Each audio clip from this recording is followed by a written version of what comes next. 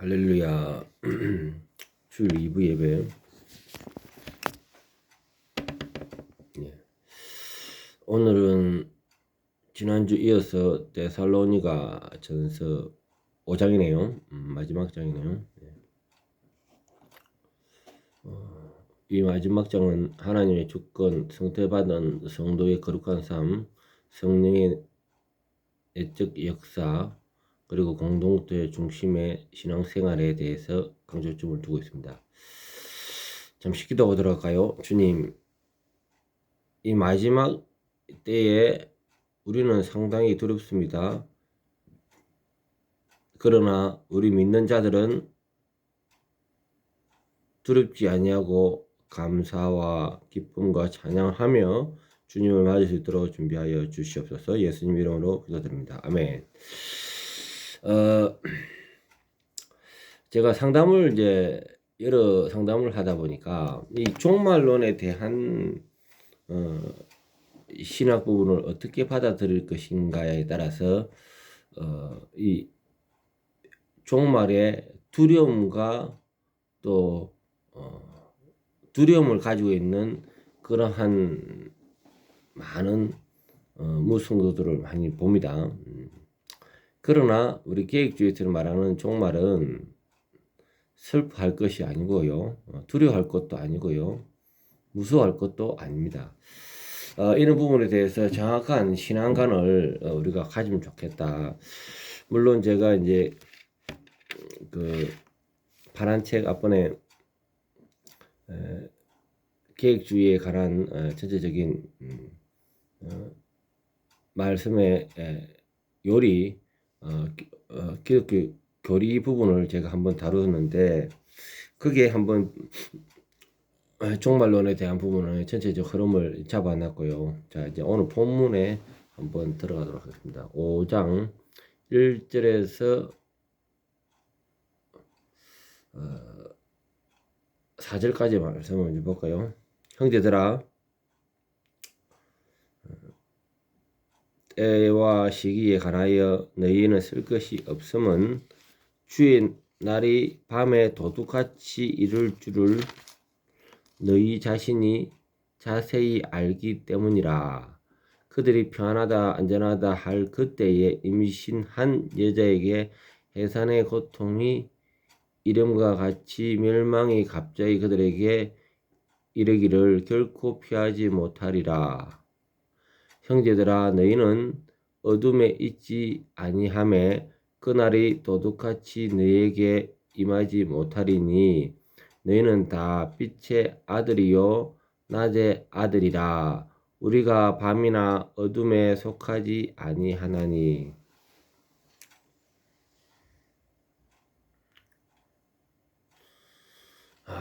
참 종말에 대한 부분에 깨어 있는 자와 깨어 있지 않는 자의 차이가 이렇게 나는 겁니다.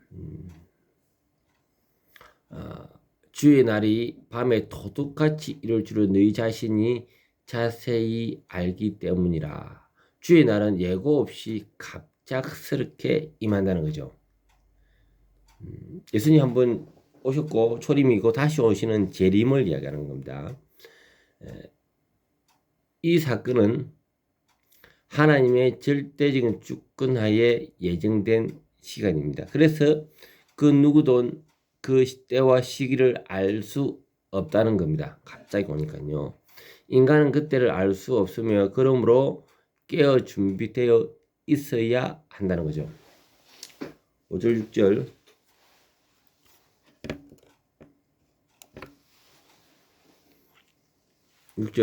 그러므로 우리는 다른 이들 같이 자지 말고 오직 깨어 정신을 차릴지라. 중생한 자들만의 빛의 자녀입니다. 예수 그리스도를 구주로 모신 자들이죠. 이는 선택과 구속의 은혜로 주어진 신분이며 그에 걸맞는 분별력 있고 경건한 삶을 살아야 합니다. 깨 있다는 것은 단순한 긴장이 아니라 신앙적으로 분별하고 말씀과 기도로 삶을 준비하는 상태입니다.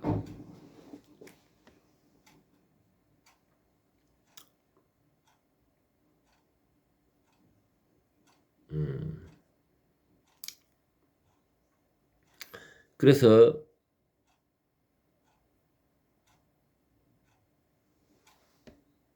깨어 기도한 자는 그날이 오더라도 갑자기 오지 아니하고 주님께서 오신다 함에 있어서 자연스럽게 받아들일 수 있는 거죠.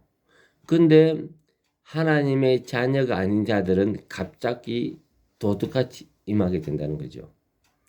우리는 늘 종말에 대한 마음의 준비가 되어 있어야 되는 겁니다. 우리가 웰다잉에 앞번에 웰빙에 대한 인생에 대해서 많이 이슈가 되었죠. 어느 시기에. 그리고 지금은 어떻게 사는가도 중요하지만 어떻게 죽느냐 웰다잉에 대한 부분을 우리가 중요시 해야 된다는 거죠. 이 웰다잉에 있어서 이 종말에 갑작스러 오는 이 종말이 개인적으로 숨이 멈추는 종말도 있고요. 예수님이 오심으로 인한 종말이 있단 말입니다. 이 종말에 대한 우리가 웰다잉에 대한 정의를 명확하게 해야 우리가 두려운 인생을 살지 않아요. 한마디로 주님은 그날이 언제지는 몰라도 재림의 시기입니다. 아무도 몰라요. 그러나 우리는 이 종말에 주님이 내일이라도 오늘 밤이라도 오실 거라 생각하고 늘 경건과 말씀에 돌아보며 회개와 순종의 삶을 살라는 거죠. 이것이 우리가 웰다잉에 준비하는 삶입니다.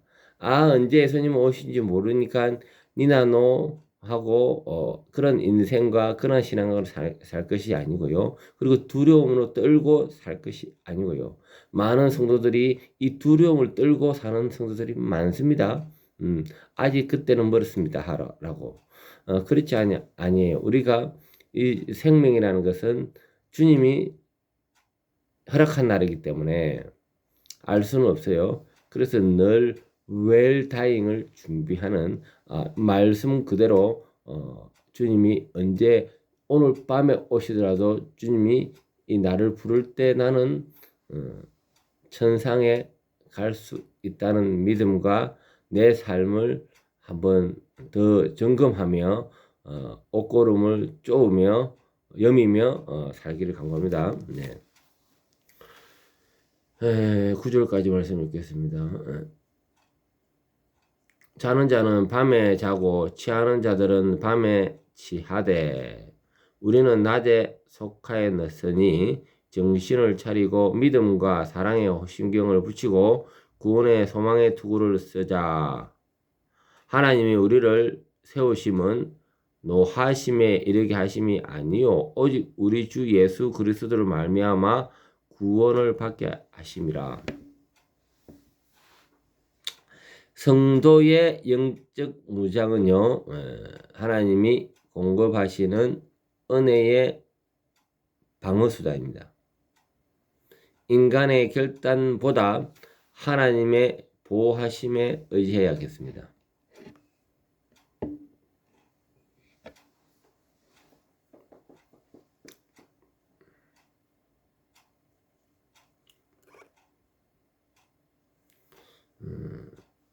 예정론의 관점에서는 성도는 두려움을 마지막 날을 두려워하지 않고 하나님의 구원 계획 안에서 안식할 수 있음을 강조해야겠죠. 예. 성도의 삶의 종말적 긴장 속에서 현재의 거룩함과 소망으로 나타나야 합니다. 예.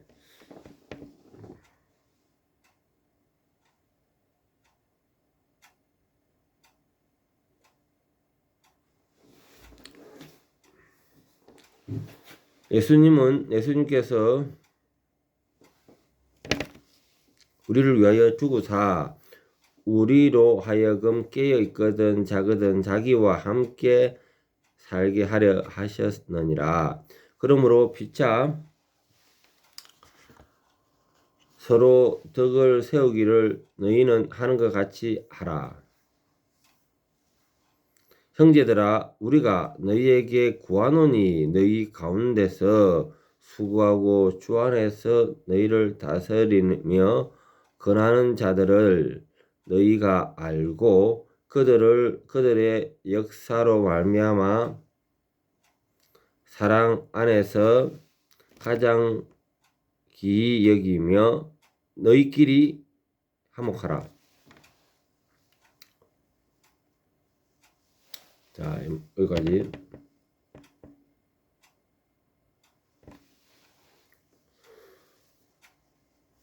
교회 안에 질서를 하나님이 세우셨다는 질서를 이런 바탕을 둬야 됩니다.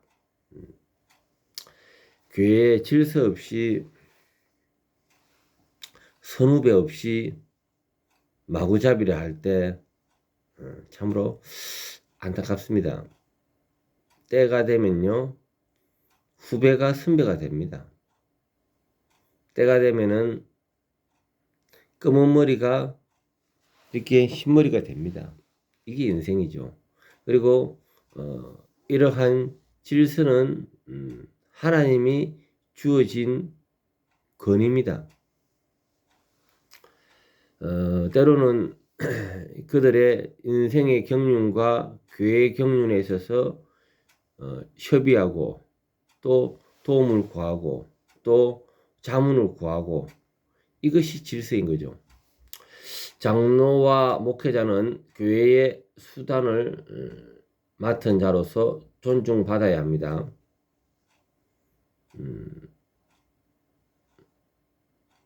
그 외에도 주일학교 부장도 있고요. 또 성가 대장도 있고요.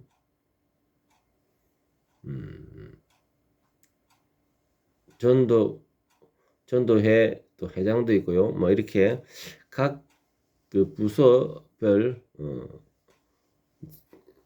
받은 하나님의 위임 받은 자가 있지 않습니까? 질서가 있습니다. 그 가운데서도 더 먼저 된 자들이 있습니다. 네. 이렇게 질서를 바탕으로 교회 안에서는 공동체 생활이 되어야겠다는 겁니다. 교회는 하나님의 통치가 실현되는 곳입니다. 한마디로 천국의 롤 모델로 이 땅에 그를 이루어가고자 하는 그러한 이 땅에서 그 모형을 성취하고자 하는 하나님의 거룩한 공동체인 거죠. 목회자의 권위는 말씀과 직분에 근거한 것입니다. 네. 목회자뿐만 아니라 각 기관에 권위를 둔 부장이든 회장이든 그것에 또 우리가 그 권위를 또 인정해야 됩니다. 그리고 이러한 각 부서별마다 부장이 있지만은 그 가운데서도 또 먼저 된 자들이 있습니다. 이러한 영적 질서가 교회 안에서 흘러져야 되겠다. 14, 15절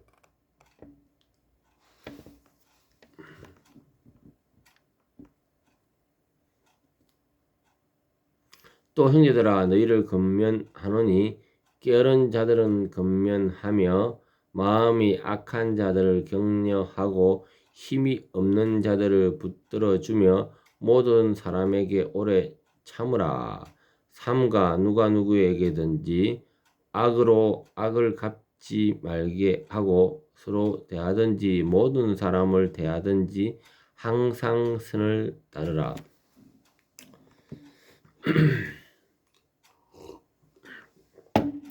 교회 안에는 돌봄과 근면에 개인의 구원만이 아니고 공동체의 거룩을 추구하는 삶을 살아야겠죠.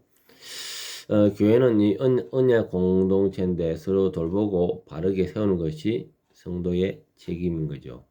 그래서 때로는 목사님이 성도의 잘못이 있다면 치리를 합니다. 치리. 그 치리에 순종해야 되겠죠. 그것을 다 견디고 이겨낼 때 하나님께서는 그에 또 더 큰 은혜가 임하게 되는 거죠. 자, 15절부터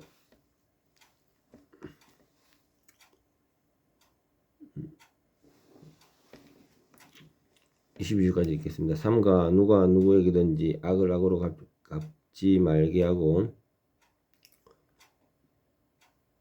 서로 대하든지 모든 사람을 대하든지 항상 선을 따르라. 항상 기뻐하라. 쉬지 말고 기도하라. 범사에 감사하라. 이것이 그리스도 예수 안에 너희를 향하신 하나님의 뜻이니라. 성령을 소명하지 말며 예언을 멸시하지 말고 범사에 헤아려 좋은 것을 취하고 악을 어떤 모양으로도 버리라.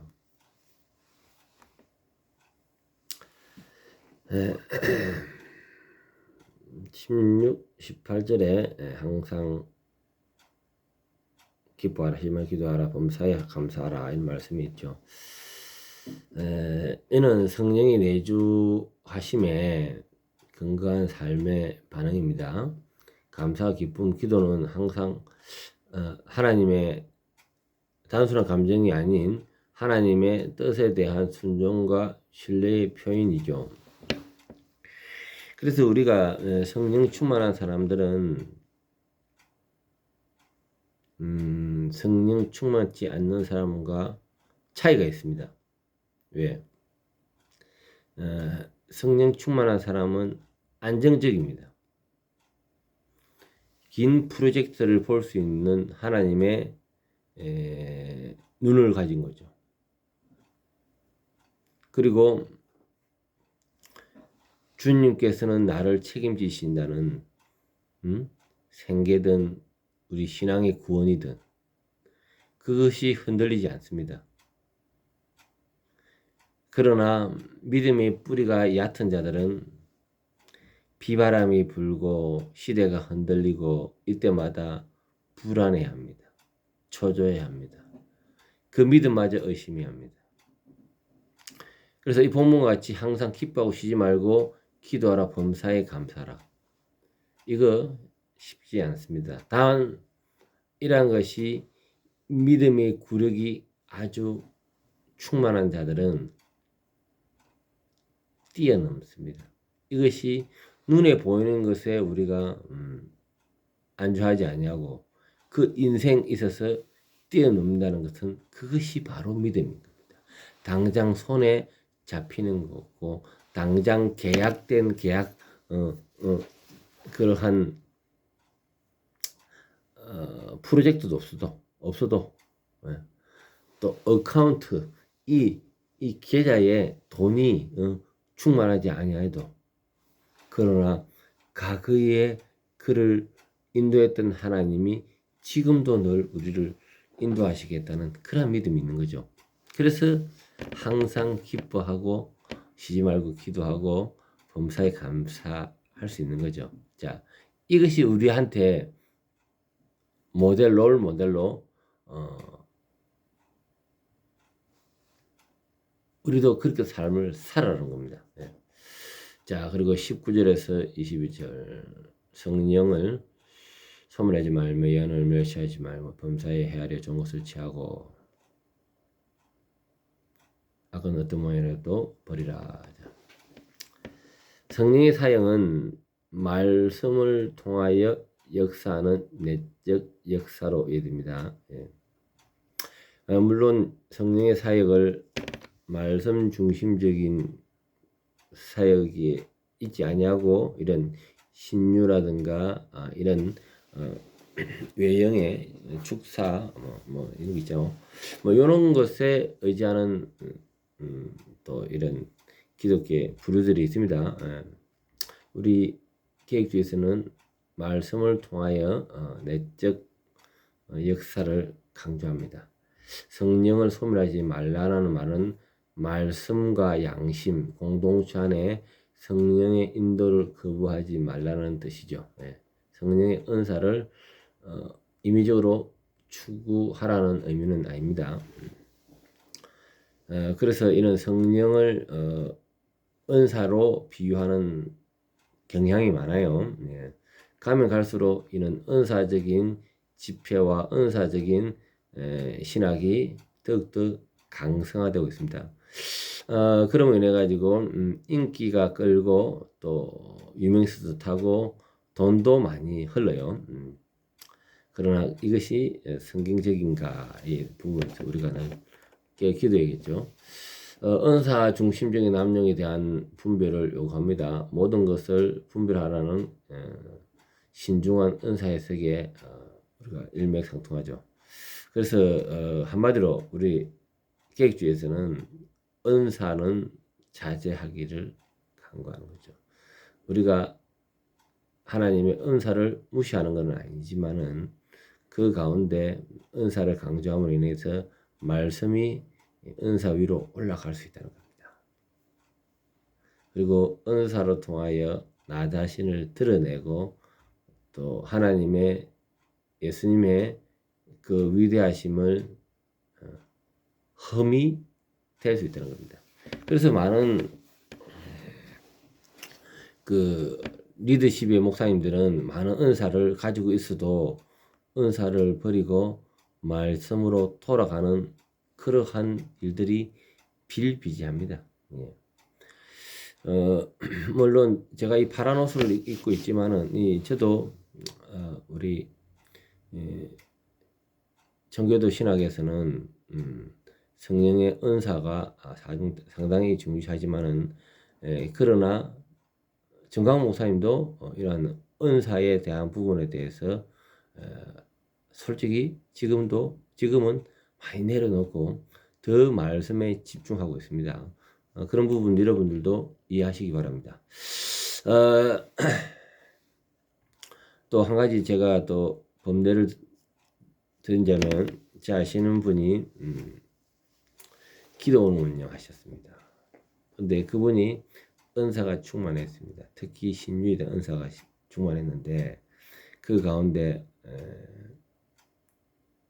어떤 분을 치유했죠. 어마어마한 돈을 받았습니다. 그런데 화장실 들어갈 때와 나올 때 마음이 달라지듯이 나중에 그 냈던 부분이 헌금했던 부분이 변심이 되었습니다. 그래서 그의 가족들이 가서 달라 말라 이러면서 이로 인해서 그 기도원의 다른 기도원장이 아닌 옆에 사람이 실랑이를 일으키면서 싸움이 되면서 폭행까지 이루어지면서 이 원장이 나중에는 경찰에 구속되게 되었습니다. 그래서 이 가정에 본인이 때리지 않았지만은 내 책임이요 하며 그가 수개월 감방 생활을 했는데 그리고 그가 이제 차후에 나와서 자기의 은사를 버렸다고 이야기합니다. 이런 비일비재한 내용들이 저한테 좀 많이 있어요. 그리고 저 또한 은사적인 내용에 대해서도 내려놓고 더 말씀을 쫓아가며 신앙의 경건 훈련으로 나아가고자 하는 것이 저희의 우리 교회의 방향이와 그런 동기가 그리 되어 있다는 것을 아시기 바랍니다. 자, 23절에서 말씀을 마무리 짓도록 하겠습니다. 평안에 하나님이 친히 너희를 온전히 거룩하게 하시고 또 너희의 온 영과 혼과 몸이 우리 주 예수 그리스도께서 강림하실 때에 흠 없게 보존되기를 원하노라. 거룩함, 성화죠. 전인격적인 변화죠. 이는 하나님께서 친히 이루시는 일입니다. 결과적으로 우리가 내가 100개의 교회를 세웠네, 1000개의 교회를 세웠네, 이러한 외형과 어떤 자랑거리로 나아갈 것이 아니고요. 우리 계획주의는 그러한 외형보다 정말 나의 인격이 예수 그리스도의 인격으로 변화되느냐, 이것이 더 소중하게 보는 우리 계획주의 눈입니다. 그래서 성화는 선택받은 자에게 반드시 주어지는 하나님의 은혜의 열매이고, 이는 그리스도 재림 때에 완성이 됩니다. 그래서 이 땅에서 성화는 우리가 인간적으로 최선을 다해서 노력할 뿐이지만은 완전한 성화는 없습니다. 영화에 있어서 하나님께서 우리를 인도하시는 거죠. 그래서 불완전한 성화가 있다. 이것이 우리 계획주의에서 보는 눈입니다. 그래서 우리 인간은 인간의 전적 타락에서는 그 본성이 수룩수룩 일어나는 거죠. 암만 우리가 성화적인 삶을 살겠다 해도 그것을 자고 일어나서 하면서 참고 견디도 그것이 스물스물 일어나요. 여러분들이 오늘 하루 일어나서 내가 욕 하나 안 해야지, 나쁜 마음 안 가져야지, 이렇게 하지만 그 하루가 온전한 하루가 지낼 수 있을까요? 그렇지 않다는 거죠. 그래서 우리는 성화가 완전할 수가 없다. 다만 적극적이고 능동적으로 해야 된다는 거죠. 가만히 있어서 성화되는 건 아니라는 거죠. 자, 24절 말씀에 너희는 부르시는 이는 미쁘시니 그가 또한 이루시리라. 구원과 성화의 최종 보존은 전적으로 하나님의 속한 일입니다. 계획주의의 성도의 견인 고리가 여기서 뿌리박고 있죠. 하나님 끝까지 자기 백성을 책임지는 거죠.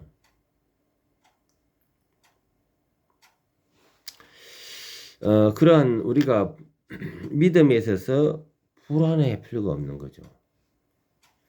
만약에 오늘 내가 이 믿음 가운데 사고를 쳤다. 지나가는 아름다운 여인의 마음이 팔리고 그 마음에 엄난이 일어났다. 그럼 우리 구원이 날아가겠습니까? 그럴 수 없다는 거죠. 이 본문과 같이 너희를 부르시는 이는 미쁘시니 그가 또한 이루시리라. 주님께서 끝까지 책임지신다는 그러한 말씀에 우리는 참으로 위로받을 필요가 있습니다. 네. 성도의 견인이죠. 이 성도의 견인을 우리가 잊을 때 한 번 영혼은 영원한 구원이 아니다라는 알민리주의자들의 말에 넘어질 수가 있어요. 저도 한때는 알민리주의 노름에 넘어간 적이 있었습니다. 그러나 늘 불안합니다. 이 불안한 구원, 참으로 우리가 이 구원은 내 힘이 아닌 성령의 힘으로 간다는 성도의 견인 가운데 우리는 이러한 편안하고 끝까지 주님을 믿기만 하면 되는 거죠. 예.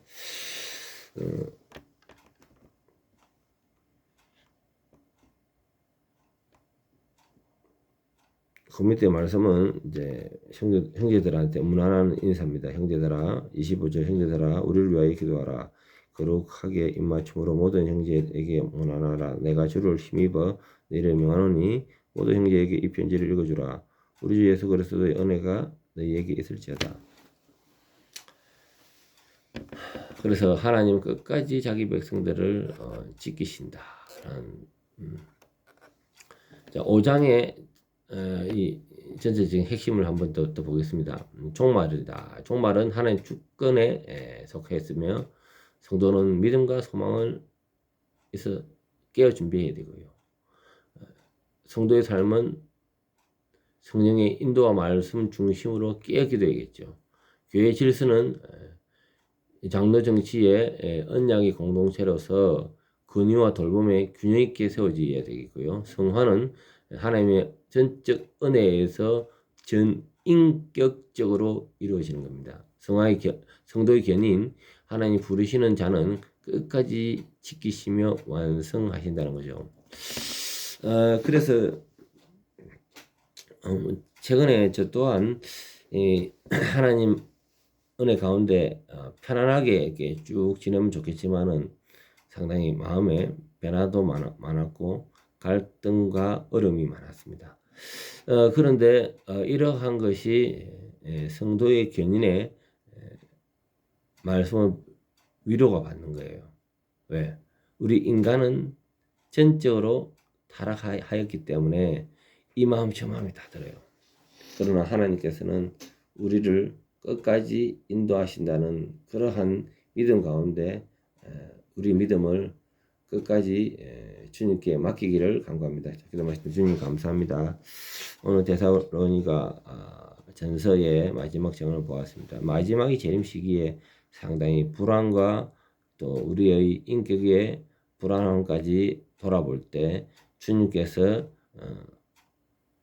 이 말씀에 위로를 주시고 끝까지 우리를 인도하시고 책임을 주신다는 말씀 가운데 큰 위로를 받습니다. 예수님 이름으로 기도합니다. 아멘.